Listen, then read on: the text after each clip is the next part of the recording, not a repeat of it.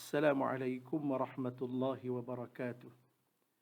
Dalam video kali ini, kita akan cuba melihat kedudukan anak bulan Syawal bagi tahun 1444 Hijrah.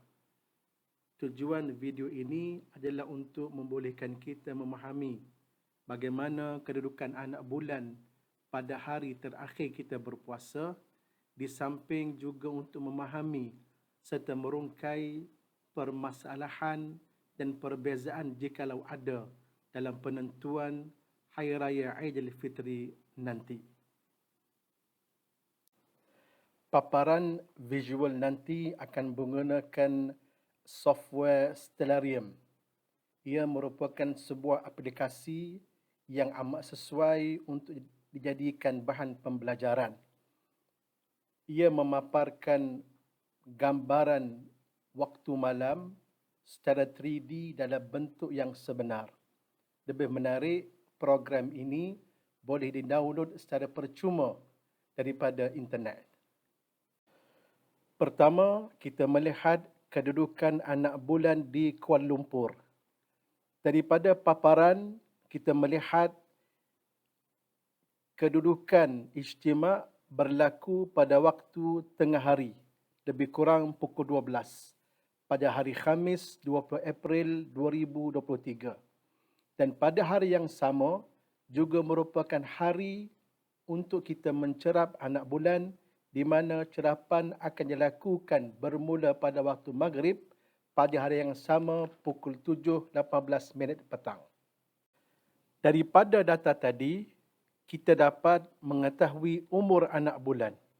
Umur anak bulan dikira daripada waktu berlaku ijtima' sehinggalah masuknya waktu maghrib.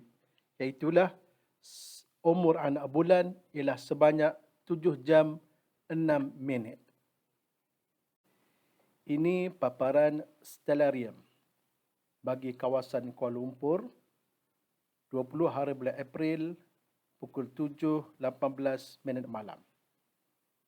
Kita mendapati bahawasanya pada waktu ini bulan berada di atas matahari. Bulan berada di sebelah kanan matahari. Matahari berada di bawah ufuk kerana ia telah pun masuk waktu maghrib. Kalau kita zoomkan kedudukan matahari dan bulan, kita akan mendapati bulan tidak ada cahaya. Dan ini sesuatu yang tidak pelik kerana kita mengetahui bahawasanya umur anak bulan baru berumur 7 jam. Dan kalau kita tekankan di atas bulan, ia akan memaparkan maklumat tentang anak bulan. Di mana salah satunya altitude ataupun ketinggian anak bulan ialah 1 darjah 43 minit. Kedudukan altitude ini tidak memenuhi syarat kenampakan anak bulan. Justru peluang untuk melihat anak bulan di Malaysia pada hari tersebut amat sukar dan tipis. Yang kedua, kita melihat kedudukan anak bulan Syawal di Qairah, Mesir. Saya cuma membandingkan dengan maklumat yang dipaparkan oleh sebuah pusat kajian astronomi di Mesir yang tular di Facebook baru-baru ini. Di Mesir, ijtima' akan berlaku pada hari Khamis 20 April pukul 6.14 pagi. Sedangkan hari tersebut merupakan hari mencerap dan waktu maghrib ialah pada pukul 6.25 petang. Oleh itu, umur anak bulan di Qairah, Mesir pada hari tersebut adalah sebanyak 12 jam 11 minit. Sekarang, mari kita lihat visual paparan waktu petang di Qairah, Mesir 20 hari bulan pukul 6.25 petang. Pada waktu ini kita akan mendapati matahari telah pun terbenam di bawah ufuk kerana telah masuk waktu maghrib dan bulan berada di atas matahari iaitu di sebelah kiri. Kalau kita zoomkan kepada bulan, Kita juga akan mendapati bahawasanya bulan tidak bercahaya pada hari tersebut. Namun begitu, kalau kita tekankan di atas bulan, kita akan mendapati ketinggian bulan telah mencapai 4 darjah 32 minit dan elongation dia telah mencapai 5 darjah 31 minit. Data ini memberitahu kepada kita bahawasanya peluang untuk melihat anak bulan di Kairah Mesir pada hari tersebut ada. Seterusnya, kita lihat bandar London. London juga berlaku ijtima' pada hari Khamis 20 April pukul 5.14 pagi.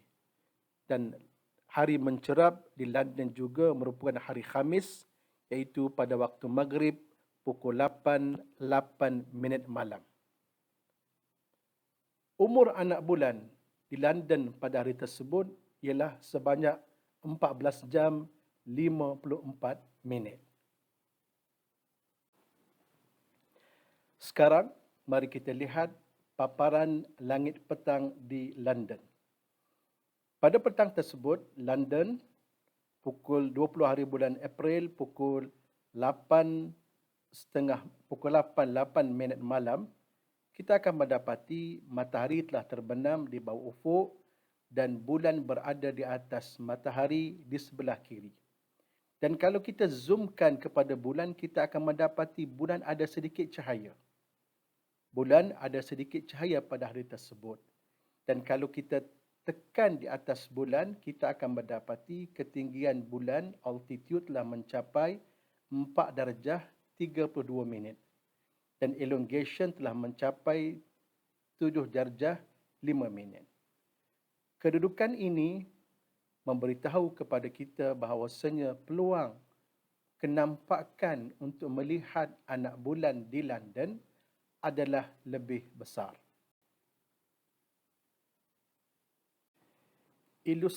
Ilustrasi secara globalnya, kita akan mendapati kawasan hitam ini menunjukkan bahawasanya anak bulan sukar untuk kelihatan. Kawasan tersebut bermula daripada sebelah Korea, Australia, termasuk Asia Tenggara, termasuk India, Pakistan dan juga negara Arab Saudi.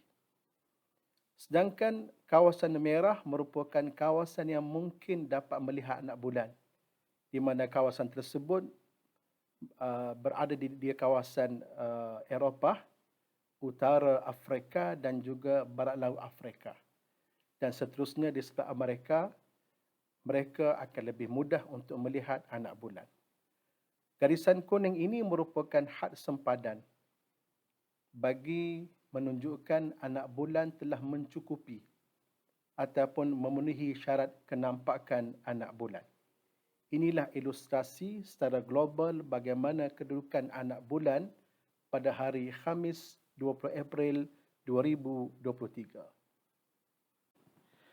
Dan jikalau tuan-tuan berminat untuk mengetahui lebih lanjut tentang kedudukan anak bulan ini, bolehlah merujuk kepada beberapa website astronomi antarabangsa, antaranya International Astronomical Centre IAC, yang disebut oleh saluran berita Astro Awani dalam berita menjangkakan anak bulan kelihatan. Inilah pusatnya. Tuan-tuan boleh merujuk kepada website tersebut. Ia dikendalikan oleh seorang pakar falak bernama Muhammad Audah. Dan yang kedua, website moonsighting.com yang dikendalikan oleh seorang juga pakar falak bernama Khalid Shaukat. Kedua-dua website ini bolehlah dirujuk untuk maklumat pre and post Hari Raya. Lebih menarik, beberapa badan Islam di Eropah seperti ECFR, ECI dan juga FCNA telah mengisytiharkan lebih awal bahawasanya Aidilfitri 1444 Hijrah akan disambut pada hari Jumaat 21 April 2023. Ini kerana pengisyarat ini berpandukan kepada hisab yang mereka pegang. yang sudah pasti pengisyarat ini mungkin akan menyebabkan berlakunya perbezaan dalam penentuan tarikh raya di kalangan negara-negara umat Islam.